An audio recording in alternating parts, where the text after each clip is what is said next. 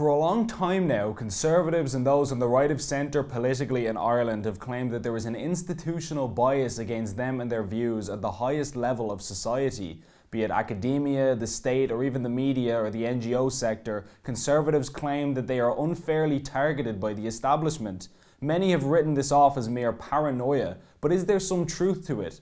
Some students at the Burkean have investigated this question, and what they found may shock you. This is Ben Scallan with Gript Media. Antifa. It's a name which has become well known in the Western world in recent years. A loose assortment of self-described left-wing radicals, they have routinely been accused of physical violence against their political opponents.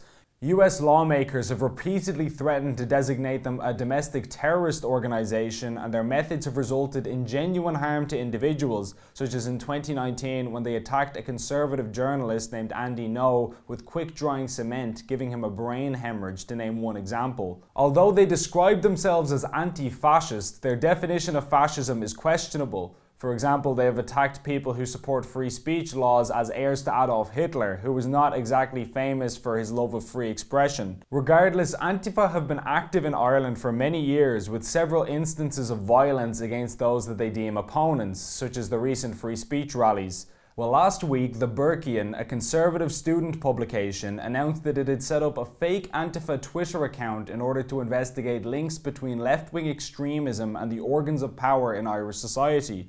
Operating an account called Irish Students Against Fascism, they claimed to have a goal of targeting individuals for harassment on campus, requesting inquiries and tip-offs via private message. They quickly received thousands of followers and even a retweet from the official Union of Students Ireland, which claims to be a representative body for 374,000 students across the country. The Burkean has now begun releasing audio clips and screenshots which they claim show links between Antifa groups and those with institutional power in society. One such example was the Deputy President of the Union of Students Ireland, Michelle Byrne, who directed the Antifa account to infiltrate young Fine Gael because there were, quote, proper fascists in there.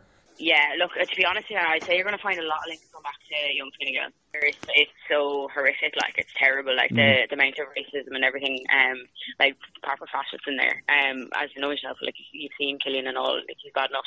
But there's more, like, he's just the one who's after getting a lot of the online kind of, you know, that kind of side of things. She also made reference to young Killian Foley Walsh, the former president of Young Fine Gael, calling him bad enough.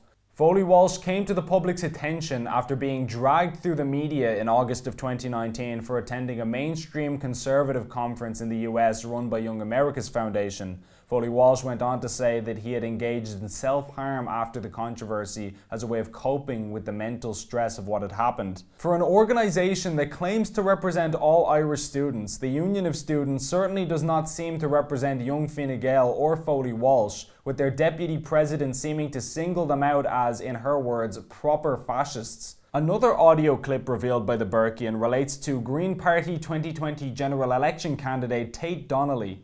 Donnelly, who has been on the Green Party's National Executive Committee since last summer, according to their website, was asked if he was okay with Antifa giving someone a slap or a milkshaking. He said that he had no problem with it. And I know you're solid, but it's the case of that there's some people occasionally with this like suck dams that if you give someone a slap or a milkshaking, they kind of, you know, they kind of, you know, piss the bed essentially. But you're okay with that? Yeah. Well, look, I mean, geez, I tell you what, look, I'll never ever have a problem with that. I don't know whether I can commit to doing that myself or not, but I'll never have a problem with. I love watching a bit of milkshake to the face. So, yeah.